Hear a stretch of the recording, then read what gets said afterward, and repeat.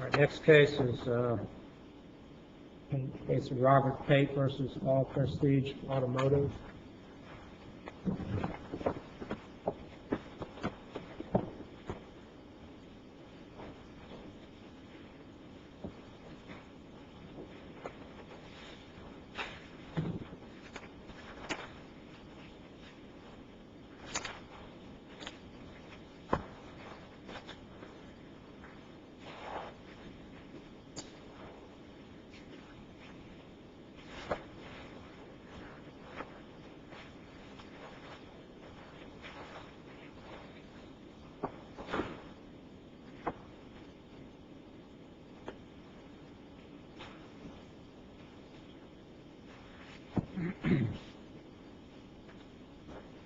Mr. Pate, are you ready to proceed?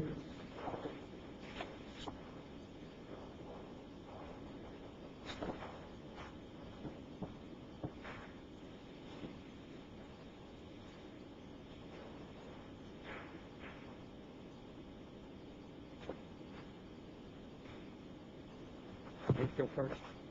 All right, Mr. Pate, you have 20 minutes total. Do you wish to reserve any of that time for rebuttal argument after your opponent has spoken? Yes, sir, 15 minutes. You want to reserve 15? 15 minutes and save 5. Okay, that's fine. All right, you can proceed. Well, let me first begin by introducing myself and qualifying myself. My name's Robert Pate, and I'm nuclear trained. So the government has trained me. Your tax dollars paid for my education. I've been trained to the highest levels possible. I have a federal license that gives me the authority to not interpret federal regulations, but to take whatever actions that I feel necessary to protect the health and safety of the public. So my education consists of approximately 10,000 hours of post-high school education, all of it documented and all paid for by the government. I'm a student of philosophy. I started out with mostly Greek stuff, Plato, Socrates. Mr. Pate, I think it would be helpful. You raised, I believe, 4 issues on appeal where you said there was error by the trial court. I think it would be more helpful to us if you argue those issues. Well, they're all tied together. And what I'm pointing out to is that since the beginning of time, beginning in the age of philosophy with the Assyrians, what happened typically was that people would come forward to the judges and they would delay the action until no one in the group actually witnessed what went on. And then they'd ask the judges to ignore the unpleasant facts and gloss over the rules. Plato and his group came along. Socrates, 350 years, about 3,000 years really after the Assyrians. And Plato said, the laws are simple and they apply to everyone. Well, this matter wound up in front of the governor's office, and Lieutenant Governor Brogan, I believe now is the University of Law here president. He said it's simple. Was there a rule, and did they comply with the rule?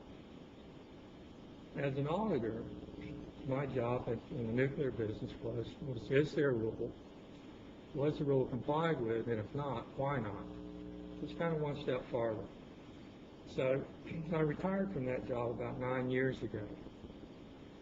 And so here I am in a position to understand why laws are written and why we have procedures. The background in researching those and coming up with, where they fall and if they're not, why were they not followed? Because, you look at either programmatic problems or you look at did the individual just simple neglect, did he just miss it? Or was the procedure so poorly written that no one could possibly comply with it, and we need to rewrite our procedures and laws.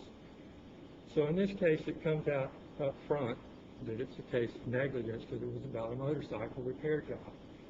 559-905 set forth what allegations or what was supposed to be done in the contract by law, what was required in the contract. 80% of that information is missing. The Department of Agriculture reviewed 125 of their cases, their other invoices, and found the same thing that I found. 80% was missing. Is it because 559-905 is impossible to comply with? Or is it because management really has no interest in complying with those laws? And what that gives them is the advantage is they don't compete with the same level with their competitors. So it's their competitors and the consumer that's put into loss. Well, what's all that to me? Well, unfortunately, I thought I was going to retire and just enjoy life. But you know, the universe doesn't train you and give you the skills and resources and let you go that easily. I was willing to not really get involved with this and just let it go. But then they started lying about me in court. And then I looked at all the other people. I told the guy when he lied about me in court, I said, if you lie again in court, then I'm just going to picket your place of business. I'm going to exercise my freedom of speech, and I'm going to warn other people what's going on. And sure enough, he lied about me in court a second time. And so I did just what I told him would. I picketed in front of his place of business. I think that other people have a right to know what he did to me.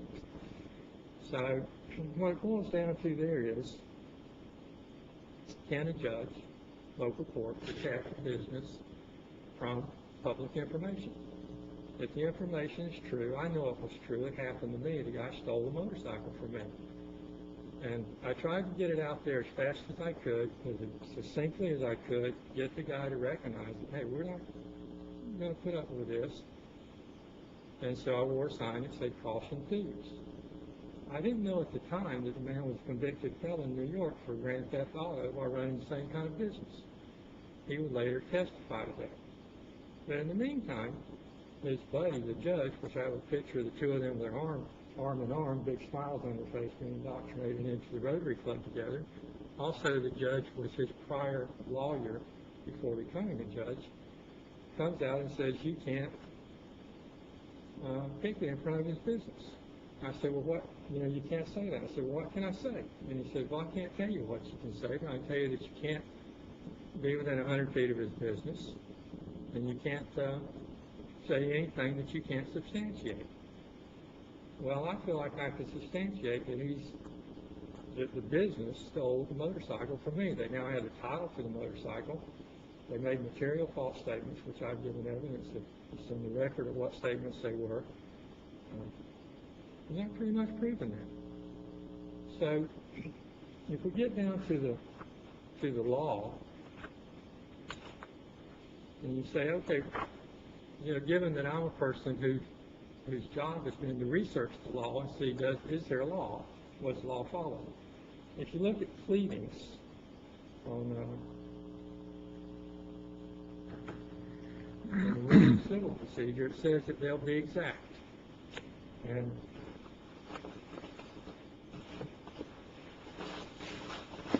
I'm enjoying West's legal system. And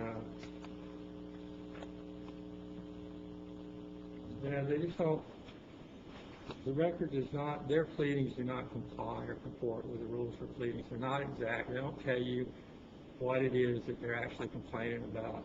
They complain that there's a defamation charge. They reference the publication and the sign, but they don't say what it is in the sign or what it is in publication they believe to be false. I went back and asked for a more definitive pleading. They never did fill out a more definitive pleading. They just kept going with this per se argument that there's no way these people could possibly be thieves, even though they're convicted felons in New York. Under the charge of defamation, you have to, one, prove that there was malice and intent, and number two, that the statements were actually false, and number three, that there was some pecuniary loss. They just have some evidence that there was damage to them and how much that damage was. They never even attempted to prove that because they didn't have to, because they were friends with the court. When we finally made it clear that there was no possible way that they could obtain a judgment and win any actual money in this event, they voluntarily dismissed it. But I have a right for malicious prosecution to recover my money. They cost me $85,000 in attorney's fees. I had an attorney representing me. My attorney told me, you don't need to be at that hearing. I said, do I have to be at that hearing? I have an appointment with the Department of Agriculture senior counsel on the same day concerning the same matter in Tallahassee that I've been trying to get for the last 3 years, this appointment, this meeting. And she said, no, I'm your representative, I'm your attorney, you don't have to be there, that's what I'm for. So, under rules of court again, under Rule 2, is attorney as agent of a client. You know, my agent was there. Case laws come up with it. He points out for dismissing action is where no one showed up at all on behalf of the representatives of the plaintiffs. They threw out all my pleadings because I wasn't there, saying that I wasn't involved. I brought all these books here. That's about half of what. You notice that stuff is written. It's bound. Notice Florida statutes there, Black's Legal Dictionary, rules of court. I have 3 years of these. I have certainly been involved in this case.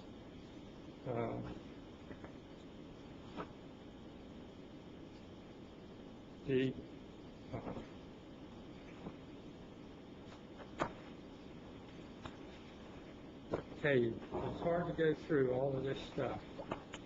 When Operation Rescue versus Women's Health was one of the cases that we cited, and it probably sets down the definitive rules for a wrongful injunction. And in there, they have standards of review, and it talks about in reviewing a truly discretionary act, the appellate court must fully recognize the pure vantage point of the trial judge and apply the reasonableness test to determine whether the trial judge abused his discretion. If reasonable meaning could differ as to the prosperity of the action taken by the trial court, then the action is not unreasonable and there can be no finding of an abuse of discretion. The discretionary ruling of the trial judge should be disturbed only when a decision fails to satisfy this test of reasonableness. So I ask you, if I were standing in front of you, me and I today, my attorney was here, but I was not here, and he said to you, well, you know what, this guy doesn't care enough to even show up. It doesn't matter that for 7 years he's pursued this. For the first 3 years I presented myself pro se. I brought out all the information that I told you about as to why they would never be able to get a settlement and that it should be dismissed, the defamation charge, and why that it was a simple act of negligence in the repair of the motorcycle and they should simply pay for the damages of the motorcycle. And I really didn't have that much money invested in it. It was my time, my energy. When they acquired a ruling against me that allowed punitive damages and then had me disclose all my financial information of me, my wife, and all my business partners, of all my money, all my bank accounts, where the money was at, to people that I knew were felons, I had no choice but to hire an attorney. So after hiring the attorney, first thing the attorney finds out is how much money I've got. Turns out it's like $500,000. Well, guess what? She got $85,000 of that so far. When this appellate thing comes up, you know, I went to every hearing she went to, even a couple that she called in on. I sat in the courtroom and listened to the telephone conversations. I did all the legwork for us, finding out other cases involved in it. And then when it came down to the one hearing that I didn't go to, because of, as I told you, significant interest otherwise, for the same thing, to try and help citizens of Florida, this judge then throws out all my pleadings because I wasn't there and then exonerated her. And she told the judge at the time, which is in the record, she said, you know, it was my fault. He asked me. I told him he didn't have to be here. If you're going to sanction anybody, it should be me. But yet the judge didn't sanction her. He sanctioned me, and then even filed later attorney's fees against me for the whole case. So, you know, so I ask you as reasonable people, do you think you would have thrown out all my stuff, even though my attorney was there, even though there was nothing ever came about that I needed to answer a question for? The attorney had full authority to represent me, and just go, oh, well, he's not here. So that kind of satisfies that part of it. The part about false arrest. Mr. Berry, let me ask you a question. If, assuming that you're correct and the trial judge issued too harsh a sanction, how were you harmed? How was I harmed? Well, Because they dismissed, your pleadings were struck, but they dismissed their claim. they dismissed their claim for punitive damages against defamation because they had no case. But I had counterclaims in there for wrongful injunctions, and under the wrongful injunction, they did not file a bond.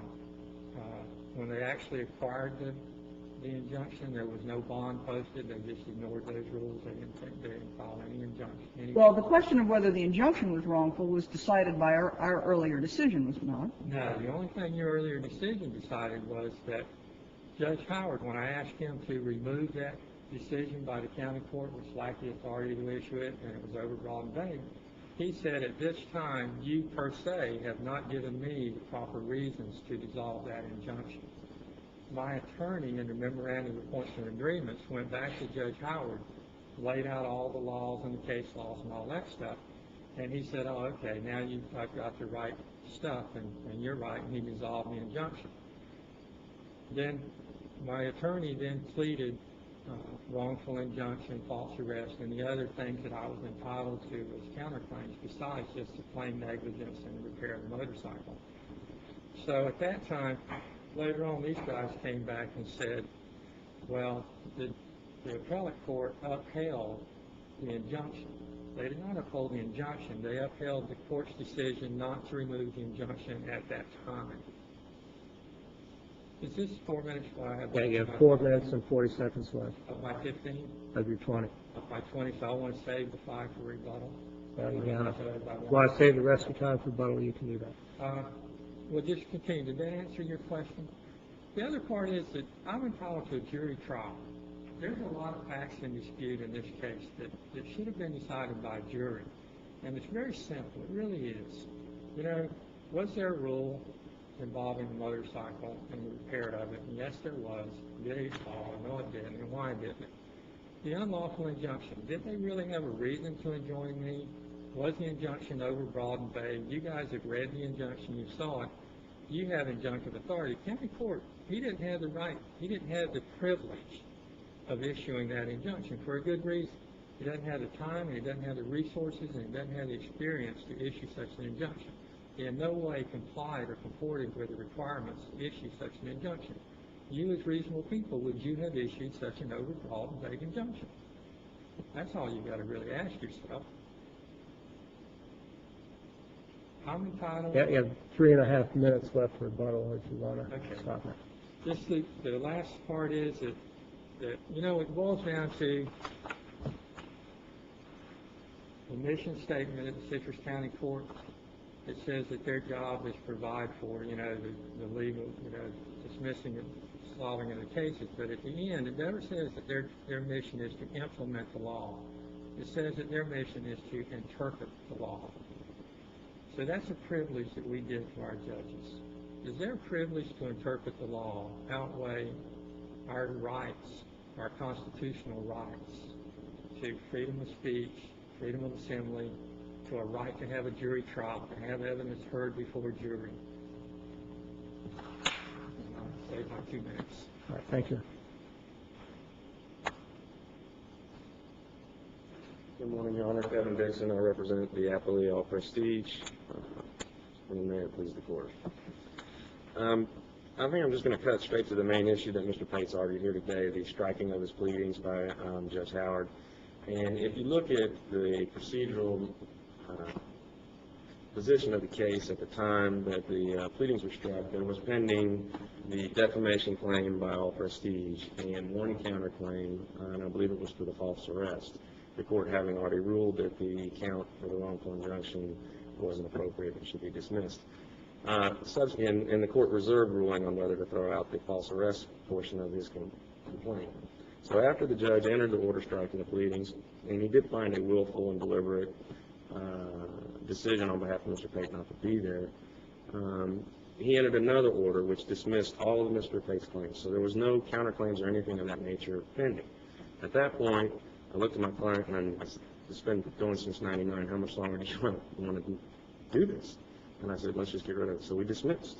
And at the point, All Prestige dismissed all its claims against Mr. Pate. The order striking the pleadings became absolutely moot. But did the order strike his complaint as well as his answer to the counterclaim? It struck all of his pleadings. All right. So what was in his complaint at the time it was struck? The failure to appear at the pretrial conference. At the pretrial conference, the only claim, the judge dismissed the wrongful injunction prior to striking. And then, so the only thing pending was the false arrest count as a counterclaim that Mr. Pate had. And again, the court ended up dismissing that based on technical grounds, which I don't believe Mr. Pate has grasped in his brief. I would point out that he obviously has the burden of demonstrating error. So then the only pleadings that were actually dismissed for failure to appear were the answer and the affirmative defenses? Yes, The Your Honor. counterclaims were dismissed on other legal grounds? Yes, Your Honor. Right. And at that point, we said, all right, well, we dismissed two. Let's get more done. Let's go home. So I think that adequately addresses his first issue that he raised in his brief. I can go on to the other issues. I think he's arguing in the last issue, that's the easiest one, some procedural thing bars my client's claims, but again, since we dismissed that fifth issue he raised was moot. The wrongful injunction, as the court's already noted, the issue of that injunction was decided on a prior appeal, and if you look at his current argument, it's verbatim to the argument he made before the court when he originally appealed the injunction. And I've cited some cases, including the Russell case, which is a 50 CA case, which says, once the appellate court's ruled and decided on an issue, it's actually prohibited from reconsidering them. So I think the trial court's dismissing the wrongful injunction portion of the counterclaim is correct, and that should stand on appeal.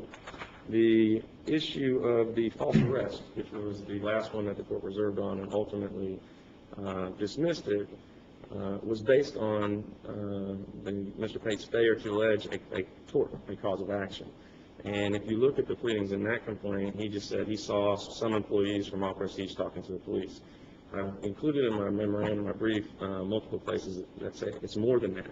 They have to allege some type of facts that show a direct procurement of the arrest by my client.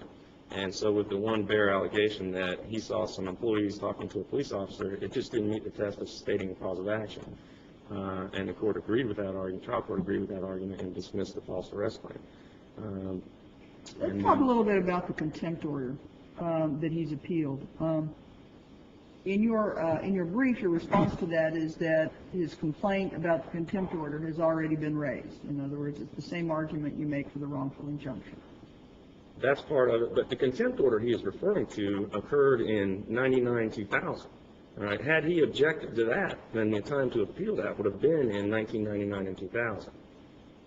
I don't remember you mentioning that in your brief, but assuming that that's a valid point, why would it necessarily have to be appealed then? I think it's one of those orders that, quite honestly, it's a final order of contempt and you got 30 days. I think that's one of the ones that you have to appeal in 30 days. This case started in small claims, then went to county court, and circuit court. I mean, it has a tortured history, and unfortunately or fortunately, I got in it late. And I've tried to go through the volumes of things, but I'm not 100% on the exactly what occurred. There's an extended discussion by Mr. Pate about the contempt order in his brief, and he sets forth the fact that he didn't appeal it, and he also makes the following statement. Then Pate, believing that he'd been given a final order on December 23rd, 1999, paid the negotiated sum of $500. Was that a negotiated sum to satisfy the contempt order? That was when Attorney Horn was on that, and there was an award of attorney fees that came out somewhere. And I believe that's part of what Mr. Pate was trying to argue in his fifth issue, that based on res judicata, since I paid this, that the defamation claim shouldn't have been pending anyway, because we resolved it when I paid the $500. My point being, we've dismissed all those claims, so any argument to that effect is moot. And again, issue number 4 is the same issue that he raised on the prior appeal, and I don't think he's entitled to do that. I really don't have anything else to offer, except maybe if you have some questions, I can try to clear up procedurally what had happened in this mess. Okay, thank you. Thank you.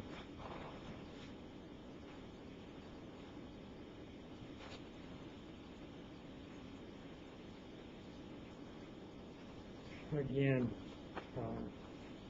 I'm presently enjoined by that order, that injunction. That's not an injunction that went away. That's a permanent injunction. It protects them from me telling even my friends what they did to me. The order from the judge that dissolved the injunction was on page 18 of the appendix.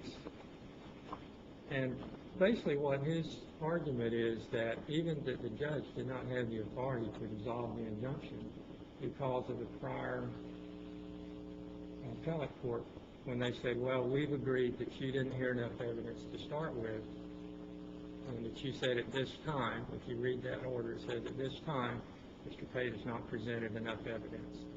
Later, the same judge said, okay, now I've got enough evidence, I've dissolved the injunction. Their argument now is that judge didn't know what he was talking about when he went back and reviewed everything. And Wasn't the injunction subsequently reinstated? Yes.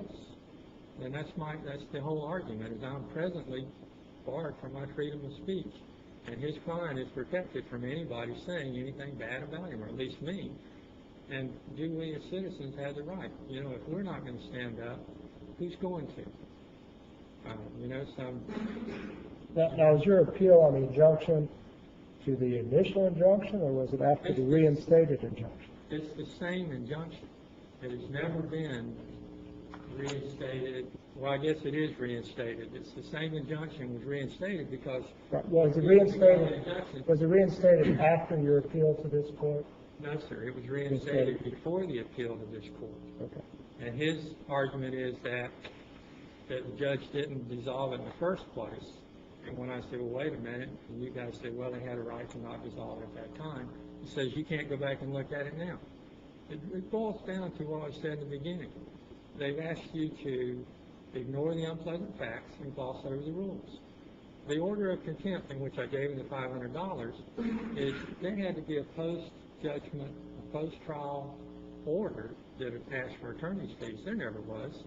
The judges in this case assured you that they've just totally ignored the rules. They've interpreted the rules anywhere they wanted to, and they've taken the case away from the jury and denied me my constitutional right to a jury trial.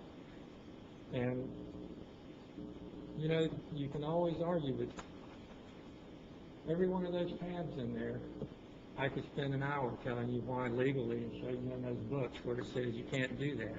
But yet the judge has the discretion to interpret the law. Well, does he have? How much discretion does he have? Okay, Mr. Pate, your time is up. Thank you. Thank you. I just wanted to clarify before you go, your position is there is no injunction, right? I mean, when you dismissed everything, that injunction went away. There is no injunction. From a procedural standpoint, Judge Howard, before we got into this mess, had a hearing when he had counsel, and based on her legal argument, dissolved the injunction. Okay, so your position is there is no injunction against Mr. Pate. All right. Yeah, procedurally, if you look down the line, that's what happened. Okay. Judge Howard dissolved that, and then we went on to the trial stage, and that's All what right. I just want to make sure. All right, thank you. We're going to